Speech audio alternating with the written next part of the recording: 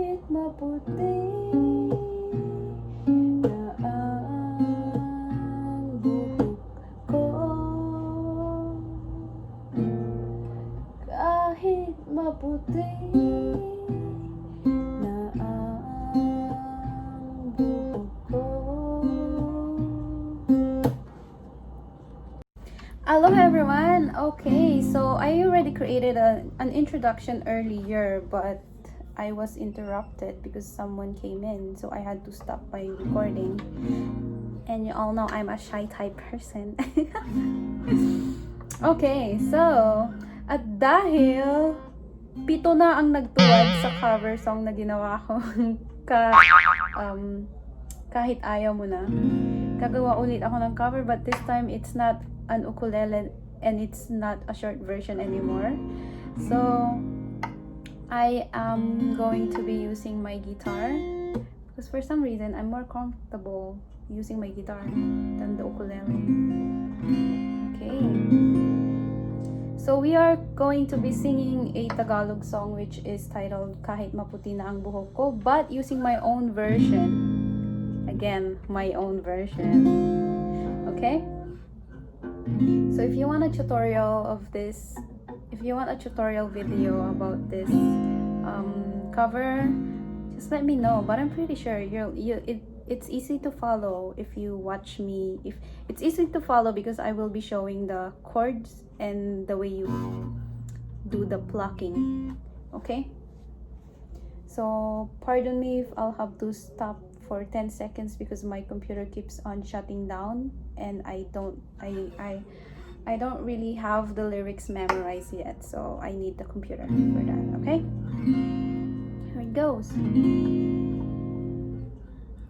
Kung tayo ay matanda na, sana'y di tayo magbago. Kailanman, nasaan may ito ang pangarap ko.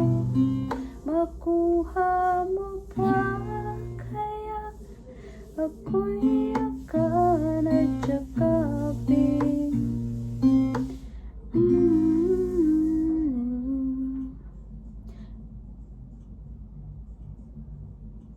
Hanggang sa pagtanda natin, nagtatanong lang sa'yo, ako ba kaya'y ibigin mo? Kung maputi na ang buhok ko,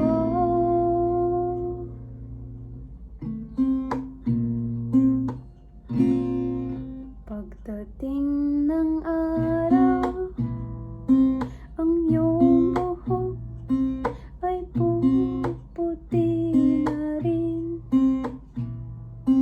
Sabay tayo na mangarap ng nakaraan natin. Ang nakalipas ay babalik natin.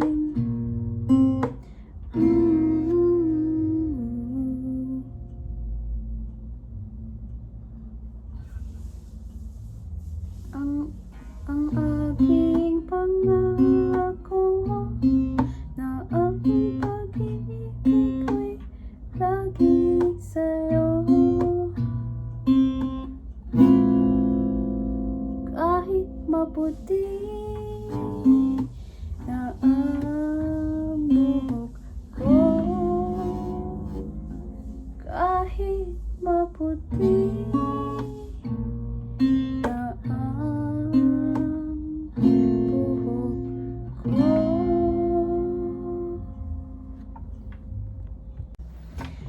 Alright, so maraming salamat kung ikaw ay nandito pa rin at hindi pa bumitaw. So ito na yung tutorial ng plucking at ng mga chords ng cover na yon. Alam ko, gusto mong malaman, di ba? Okay. So, make sure na may capo ka at it should be on the first fret right here. So, fret, ito yung mga tinatawag na frets. Isa, first fret, second fret, third fret, fourth fret. Ayun, alam mo na, okay? Don't have to spell it out. So, ito yung mga frets niya, frets.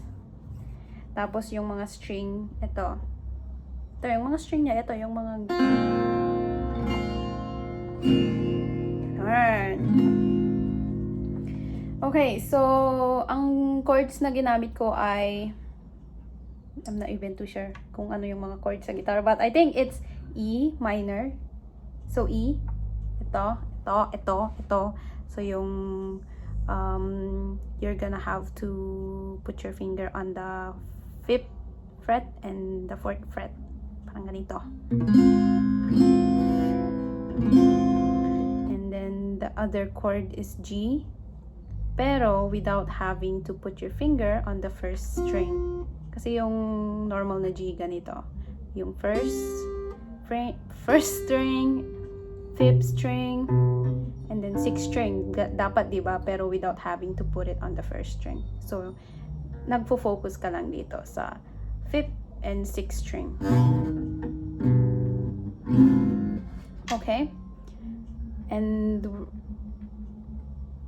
pina-pluck ko parati yung yung second string. And you'll notice it on my when I was doing the cover. I'm always plucking this one, and you don't have to put your finger to anywhere on it because nandito na yung capo, nasa unahan na, so you don't have to bother with that. You just have to pluck it. So, and then the third one is, I believe this is A minor, but without having to put your finger on the 3rd string. Kasi yung A minor na ginamit ko ay just focusing on the just focusing on the 4th and the 3rd string. Sorry. So, kasi so yung the normal A minor should be 4th, 3rd, and 2nd string, right? So do not put your finger on the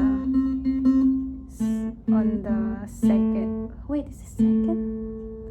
So 4th, 5th, 4th, 3rd, 2nd. Yeah, without having to put it on the 2nd string. Okay, so yung A minor lang na ginamit ko ay using 2 fingers again, which is on the 4th and 3rd string. And again, I'm plucking this 2nd string.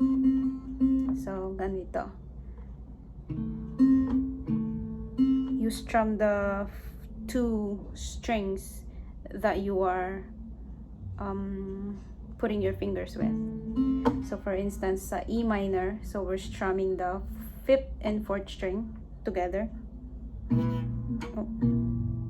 See? You see that? Tapos i-pluck mo tong 2nd string. And then pause. So ganito.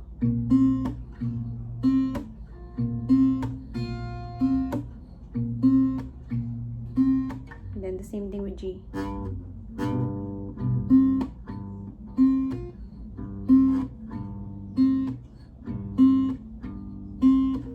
And then A minor without the 2nd string.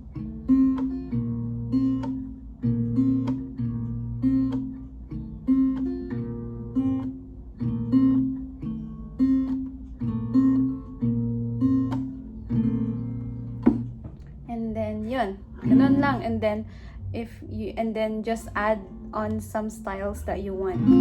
So like for instance, for me, pag magpo-pose ako, I add a little bit of strumming to it by just strumming everything with the chord that I was already on. Does that make sense?